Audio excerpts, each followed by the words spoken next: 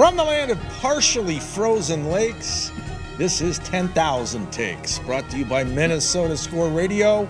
Wally and Eric back for yet another week as we slice and dice the always busy, always topical, super saturated Minnesota sports scene. And Wally, it is another episode of 10K Takes Television, and where do we begin? And we have so many options. It is March, one of the most cluttered months of the year for sports. I would say March and October. Yeah, well, you've got a new Gopher women's basketball coach. You have the Timberwolves, who are on the brink of either making or not making the play-in, or making or not making the playoffs. You've got the Twins, just a few days away now from opening day. You got the Vikings wheeling and dealing. I don't know. Take your pick. Pick your poison. Maybe start with the Timberwolves. You've got the Minnesota Wild. Get the Wild. Playing some good hockey. And what about the Loons? They're underway. What about Minnesota United? Off to a 2-1 start. What about three teams from the state of Minnesota in the NCAA tournament for hockey on their way to maybe a Frozen Four spot? Only one will get there. We know that based on the seeding, and that's still not a guarantee. Yeah. All right, let's start with the Wolves. Okay. And primarily because of Anthony Edwards. Goes down with the ankle injury last week. Sounds like it's not as serious as they thought. Hoping that he will be able to contribute here at the end of the season. Karl-Anthony Towns' status has been upgraded to questionable, whatever that means. So I guess we're heading in the right direction. And then they go into New York earlier in the week. This was on Monday night. And somehow they beat the New York Knickerbockers.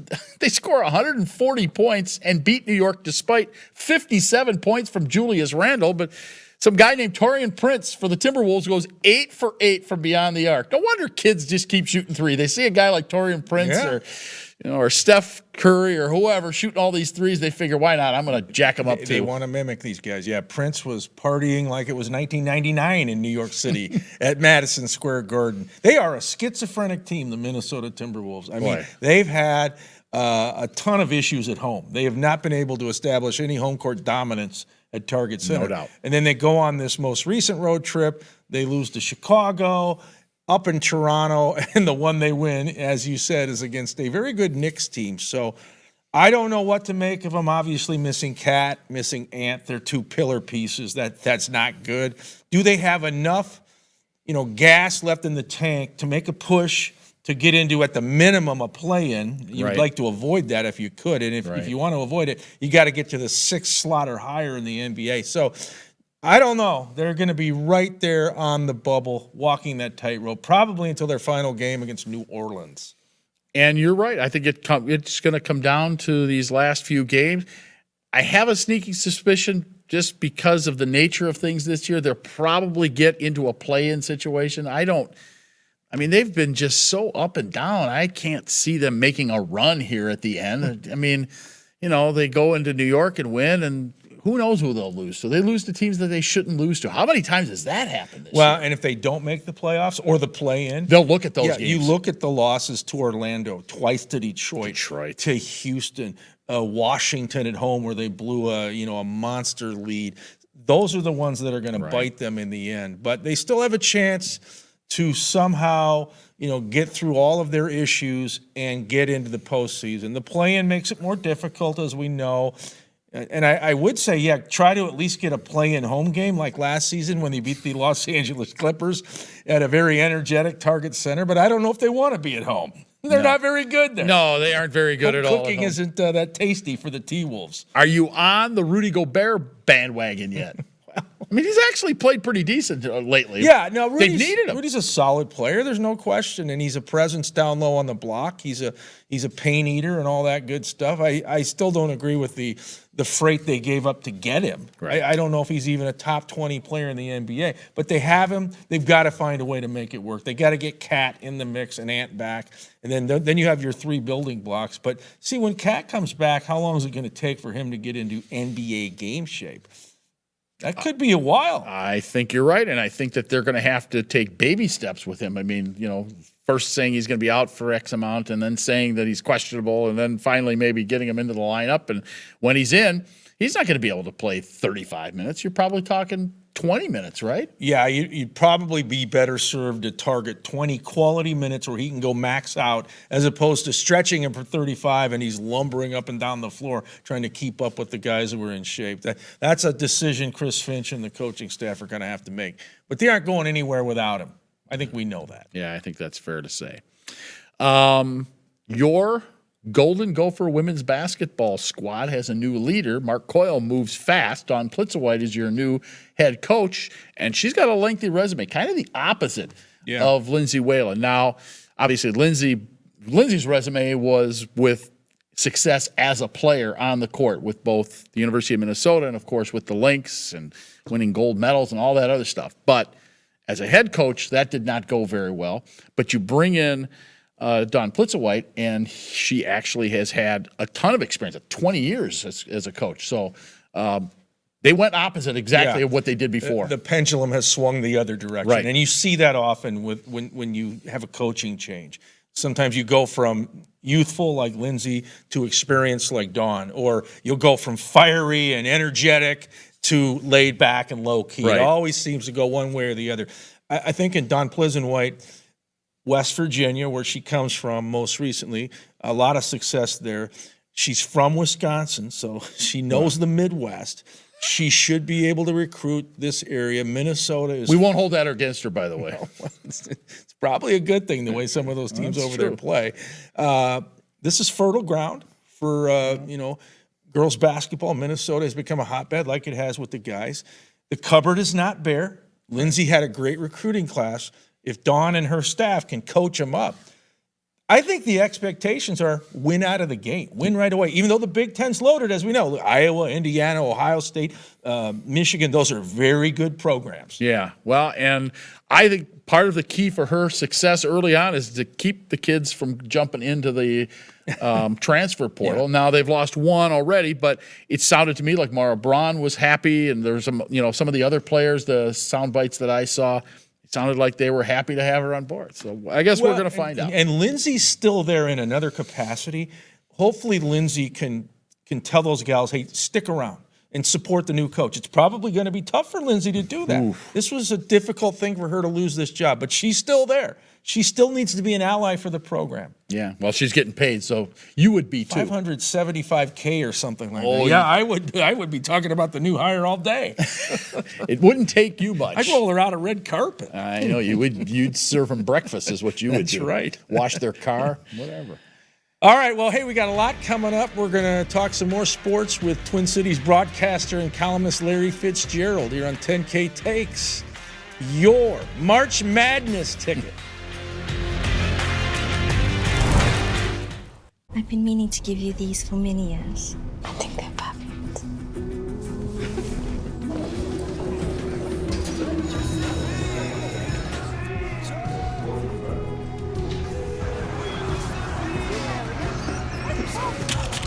Maya? Oh, I love your earrings. Why didn't you try these? It isn't just about vision. It's about care. Nobody cares for eyes more than Pearl.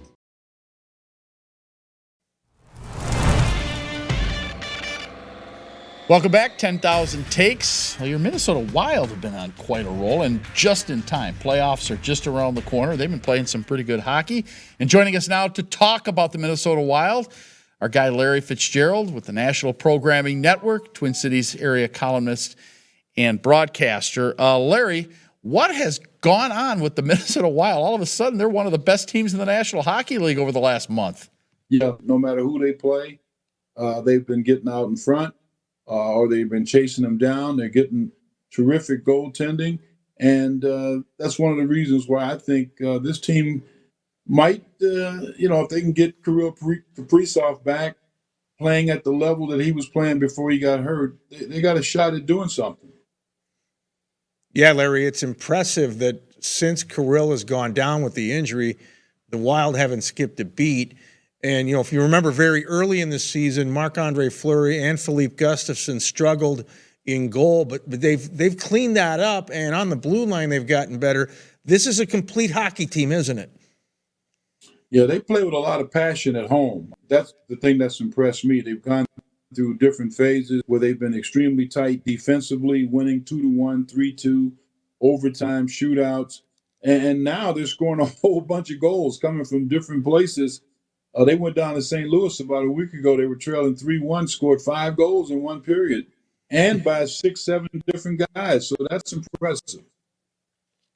Are you surprised at the amount of success that they have had? I mean, they weren't able to go out and get a bunch of new talent. They had, they're still dealing with the fallout from, having Zach Parise and Suter and those huge contracts. And they're still going to have to deal with that salary cap situation here for another couple of years.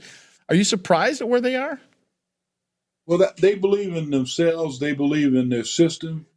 And they've leaned on Iowa. They've been pulling players out of there since the beginning of the year. And they've been, picking up a player here and a player there. They made a move before the trade deadline. I like the way Reeves is playing. He's become physical. He's become a policeman. And they got an outstanding coach who's very serious and consistent, and they believe in him. Yeah, boy, Matt Boldy has been something special as well. Larry, let's pivot to the NFL. Is there any chance Lamar Jackson trades in a purple Ravens jersey for a purple Vikings jersey? I don't see how that would happen. The Vikings would have to ante up a whole lot of money. Where's that money going to come from? I think that they believe in what they have right now. They've got Kirk Cousins on basically a one-year string that will play into year 2023. They're picking up a player here and a player there. They believe that they're going to be better on the defensive side of the ball. I still think they need a couple of players, and they need to get a little bigger and more physical on that side of the ball. And if they can do that, they're going to have a chance. I mean, this division looks like it's wide open, unless you believe in Detroit. I don't. I do. But I know this. Green Bay, I don't know what they're going to be like. And the Chicago Bears, when you're picking first or second in the NFL draft, you know what time that is. Larry, Sweet 16 is upon us, NCAA tournament. Eric Musselman has Arkansas still alive, as does Brian Dutcher in San Diego State. They were two guys that were mentioned for that Gophers job. Were they out of Minnesota's price range a couple of years ago? I don't know if it was out of the price range. One thing we need to remember is that Minnesota they're paying a lot of coaches. They're paying Lindsey. Aren't they still paying the previous coach? Richard? Rich, yeah, they're paying, they're paying Richard. So, I mean, they're still throwing checks out there. And last I heard, they're not doing very well on the NILs. They're not bringing in any money. They're not very motivated to find a way to massage some of these alumni in town with all these 500 or Fortune 500 companies to get behind the program and put some of that revenue so that they can entice some players to stay. They've had that have chosen the University of Minnesota, but once they've seen the lay of the land, campus situation, they choose somewhere else. Oh, boy. Dawn Plitzowite, the new women's basketball coach. Mark Coyle moved fast on this one, hired her, brought in an experienced coach, kind of the opposite of what they had with Lindsey, somebody who was on training wheels. Now they've got somebody who's been coaching for 20 years. Your thoughts? Yeah, she's coming out of a pretty good program, West Virginia. And she's coming in with a little steam, and she's got a little foundation of players that are already at the University of Minnesota that hopefully she can mesh with and get them to play in her system. I don't know what her system is about yet, but once we watch her have some practices, and I understand they already had one already, that the players are getting acclimated to her style, and hopefully they'll be excited about playing for her so they can help lift this program from where it is. Do you think that Gopher women's program, Larry, is a sleeping giant? If you go back to when Pam Borton and Lindsay as the point guard took them to the Final Four, the barn was packed. I mean, it was a trendy place to be. This could be something special if they win, right? Well, I saw the Big Ten tournament. I was down there, and Indiana, Iowa, Ohio State. My goodness, those teams are very, very talented, very, very good. They had 4 teams in the top 10 in the nation, and a couple of them, Ohio State, Iowa, they're still alive right now in the Sweet 16. The Big Ten, on the women's side, you got to have intense players on the inside of your basketball team in terms of center and forward. For women, that is the key. Now, you can have some guards that can shake and bake and do that type of thing, but you got to have players that are physical and can play tough, and that's how the Big Ten is won. All right, Larry, good stuff as usual. Appreciate it, and we'll see you at the X for some wild playoff games maybe. Absolutely. Looking forward to it. While with 13, 14 games left, they definitely are going to be in the playoffs. All right. Thanks, Larry. He is Larry Fitzgerald. We are Wally and Eric. You get more of us after this timeout. Stay with us. Like it or not. Oh, boy. Taxes don't have to be taxing, not with Keller Tax Service. For over 20 years, Linda Keller has prepared taxes for all types of professions and businesses. She has perfected the virtual tax appointment through phone or video. With Keller Tax Service, you never leave home. Call Keller Tax Service at 320-352-0013 or check out Keller Tax Service online at kellertaxservice.com. Take the anxiety out of taxes with Keller Tax Service at kellertaxservice.com. 10,000 takes, and the giant that never sleeps is, of course, the National Football League. Talking about Bigfoot? Yeah, basically. The National Football League. And how about this? Do you have any interest as a Minnesota Vikings fan/follower in acquiring Lamar Jackson? Is there any truth to this at all that the Vikings have interest in this guy? There might be kernels of truth. I think a lot has to go right for something like that to happen. That would be, that kind of a move would send off seismic shockwaves throughout the NFL, right? Because I don't think you keep Kirk Cousins if you're going to get Lamar Jackson. Obviously. So you've got to get Kirk peddled somewhere. But Lamar is his own agent, and he hasn't had much success getting what he wants out of Baltimore, extracting all of those millions. Look, he's younger than Kirk Cousins. He's obviously more mobile. He's a winner. He's won a lot of football games. Right. He's had some postseason success. And he might be more suited to elevating that Vikings offense because he has such mobility. And he can throw the ball. He can run it, throw it. Dual threat. Does Kwesi Adolfo-Mensah go after him is the next question. I think you got to kick the tires. Really? Because the way I look at it, I think they like Kirk Cousins. I think they're okay with Kirk coming back as their guy. But I don't think he's their big picture guy. Especially, I feel like they're in rebuild and reload mode. They'll never admit it. No. But look at the guys that are already off the roster. Now, they've added some, to be fair. They brought in that Brian Murphy, the cornerback, and the tight end from Baltimore. But on the flip side, there's no Eric Kendricks. There's no Patrick Peterson. No Adam Thielen. Harrison Smith is going to stay. Yep. But I feel like this is a team that's going to be hard-pressed to win another 13 in the regular season. That's for sure. I mean, they'd have to have the chips fall exactly in the right direction for them to win 13 games again. I mean, that was astounding to have them win 13 games, especially the way they won them. They won so many games in the final minutes. It was absolutely ridiculous. Now, if you go after Lamar Jackson, are you in a similar situation, obviously outside of the off-the-field issues, but with Deshaun Watson in Cleveland? I mean, you bring in a quarterback, you pay him a ton of money, a boatload. I mean, Cleveland paid Deshaun Watson a boatload of money. Plus, they gave up draft picks. And Lamar Jackson comes in. I mean, you're going to have to pay him at least as much as you're paying Kirk Cousins, right? Because why else would you do this? Yeah, no, there's no doubt. You'd have to be creative with the cap. And it probably is more of a wish. It's more of us just talking about it, a fantasy topic, if you will. Okay. But I think, where there's smoke, there's fire. And Lamar Jackson in Baltimore, that marriage is eroding. I don't know if it's at the Aaron Rodgers Green Bay point yet, where that thing is basically headed toward divorce, right? But I don't think Lamar's happy in Ravens land, even though he probably should be, because I love the coach they have there in John Harbaugh. I think it's a good fit for him in Baltimore, but he wants to get paid. I'm going to switch gears on you. We'll talk some baseball.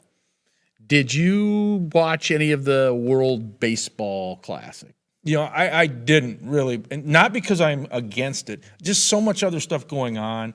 I was at the X over the weekend watching the Wild and the NCHC Frozen Face-Off, trying to get the Timberwolves games. But I will say this, from everything I've heard, the vibe, especially in the semifinals, the championship between Japan and the U.S. down in Miami, was incredible. It was off the chain. I feel like they need to put this event at a different spot on the calendar. I know I'm you want it lobbying for November. I know. Yes. I've heard you say that. Good luck against the National Football League, I might add. But they're still against the NFL now because you've got the free agency. We just talked about Lamar Jackson, I right? know. And you're against March Madness, and you're against the NHL and the NBA and the MLS. I'd rather just say, let's do it in November. We know we're against college football and, the NFL, but we can strategically put the games on midweek. Okay, I don't know if I'm with you on that. Your Minnesota Twins will start in Kansas City. Looks like the weather might tip 60 degrees for the opener on Thursday of next week, right? I looked into my crystal weather ball. That potentially could happen. That's a great forecast if it's accurate. We'll for take it. opening day in Mid-America at Kauffman Stadium. Yeah, the Twins are going to come north here soon out of Florida, as will all the other teams from the Grapefruit League and the Cactus League. There's, I would say, cautious optimism surrounding the Twins. Probably a lot of reasons to get excited. Defensively, they could really be lights out with a bunch of Gold Glovers in the outfield, a platinum guy at short, and Carlos Correa. I still wonder about the starting pitching. Are they going to be able to cobble together a rotation that gets it done? What about the bullpen? Can Byron Buxton stay on the field? Can Carlos Correa stay on the field? Well, and here's the other thing, too, that we really didn't count on much, but I think when we had Al Newman on earlier this year, he talked about it a little bit. Are they going to be able to hit the baseball? Now, they've struggled in the spring to score runs, and that has been a concern. I've been reading some of the notes coming out of Fort Myers talking about the fact that the offense is a concern right now. And so I think long-term it won't be, but they are going to have to score some runs, especially if that pitching staff, as you pointed out, is not up to what they hope it is. And at the beginning of the year, I would think that the hitting would be ahead of the pitching. I don't know, or maybe it is. Maybe it is the other way around. Maybe the pitchers are ahead of the hitters now. I've never really quite understood which way that's supposed to work. Anyway. Yeah, and now you got the pitch clock. Will that favor a team that is, predicated on being sound defensively, like Minnesota will be with Joey Gallo and Michael A. Taylor and Byron Buxton and guys like that, Gold Glove guys in the outfield? We'll see. I think really, if you want to boil it all down for the Minnesota Twins, this comes down to staying out of the injury room, the doctor's office. Staying out of the emergency room. Exactly. They need to display durability, which is what the iconic Bud Grant always wanted out of his players with Minnesota, with the Vikings. So you need durability, and I think the other thing you need is you got to get guys who grind. MLB's a long season. We talked to Ryan Lefevre last season. He does the Kansas City Royals games. And he said those 2 years the Royals went to the World Series, including winning one against the New York Mets, he says grind was the MO. They just had guys who showed up every day to grind and play. The Twins need to grind. Yeah. All right. We need to take a break. When we come back, takes of the day, and I'm sure there's a couple of doozies. Stay with us. I've been meaning to give you these for many years. I think they're perfect.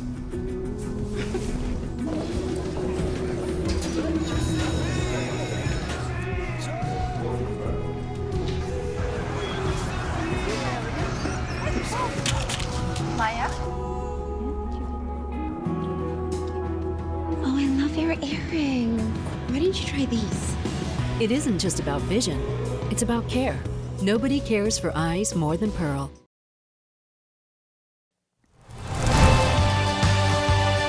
$10K Takes on television as we wrap up yet another episode. Takes of the day. Let's see. Are you going to be March hopping madness today? Are you going to be an angry American, grumpy guardian, or dare I say it, a happy camper? What is it? No, I'm not yippee skippy. I do like this time of year. I do like the boys' state basketball tournament. Did it on the radio again this year. And I tell you something. Tuesday, which was quarterfinal day, okay, in Class 4A. You got 4 games in 4A, the 4 quarterfinal games. 3 of them are blowouts. It happens every year. We don't get the top 8 teams in the state. We don't get the teams that are playing the best at this time of year. What we get is this quasi-regional representation at the state tournament. It's just plain dumb. And why they keep getting it over and over. Look, this is about the kids getting an opportunity to play in the state tournament. Well, why should you be penalized just because you're in the same section as Wayzata or you're in the same section as Lakeville North? Those teams get there every year. Now, those 2 teams happen to be 2 of the best 3 teams in the state this year, and the same for Park Center. So if I'm Osseo, I don't get to the state tournament, even though I played Park Center right down to the wire in the section championship game. My team, Tim Tyson's team, might be the second best team in the state, but I can't get to the state tournament because of the way things are set up. Look, you've got to change it. Minnesota State High School League Board of Directors, get with the program. You finally gave us the shot clock. That starts next year. How about joining us here in 2023 and giving us a representation like they do in football? This isn't any mystery. They do it in the high school football playoffs in Class 6A. Give us that at least in Class 4A. You owe it to the kids who happen to be in a section where they never get to the state tournament, even though they deserve to be there. Oh. All right, well, let's check out that mood meter. Oh, my. Pinning it in the red. Yeah. Grumpy Guardian. Yes. Well, I'm not surprised. Yes. I saw that one coming. Yes, you did. All right, well, my take of the day. I'm not that happy either. It looks like the billionaires who run the National Football League are going to rubber stamp another contract extension for Roger Goodell, Your the buddy. dictator. This will be the 4th contract extension this guy's gotten. He took over for Paul Tagliabue back in 2006. He used to be a Gopher in the NFL. He was an intern, and he's risen all the way up the food chain. Well, let me tell you, he's no Tagliabue. He's no Pete Rozelle. In my opinion, Roger has ruined the game I used to love. I don't recognize the NFL anymore. All right, let's talk about some of his creations on his watch. Thursday Night Football. Give me a break. This league that preaches safety makes players play on Thursday just so they can take streaming money from Amazon. Thursday Night Football sucks. I hate it. How about more domes? That's what he's brought for us. More domes. We got one here in Minneapolis. Boring. We're going to get one in Chicago, Nashville. They got one in Vegas. They got one in Inglewood. I mean, the NFL just wants big television studios. They don't care about weather games anymore, the weather that helped make the sport what it is. And what about this proposal for neutral sites for the AFC and NFC championship games? Are you kidding me? You're going to take away Arrowhead and the link where we had the games most recently for the AFC and NFC title games? That's another dumb move. And what about these ridiculous ticky-tack penalties? You can't touch a quarterback anymore without a flag flying. You can't even put a finger on a wide receiver. Dare a cornerback touch them. I can't stand it. The game is unrecognizable. Roger Goodell, you have not advanced the NFL. I know you're making the owners more money. Well, I don't care about that. I care about the product that I can barely watch anymore. Yeah, well, I got news for you. There's 32 owners that care about making money and making more money. And Roger Goodell has helped them make boatloads of money here. Well, you are right. And the NFL is the ultimate ATM machine. And it will continue. They don't care about some old purist like me, but it is what it is. Oh, boy. There's a phrase. You can always watch the XFL or the USFL. Oh, boy. On that note, let's FedEx out our thank yous. One to Alex Yambrick, David Weld, Rocky, Larry Fitzgerald. For Wally, I'm Eric saying so long. This is 10K Takes, your sports ticket.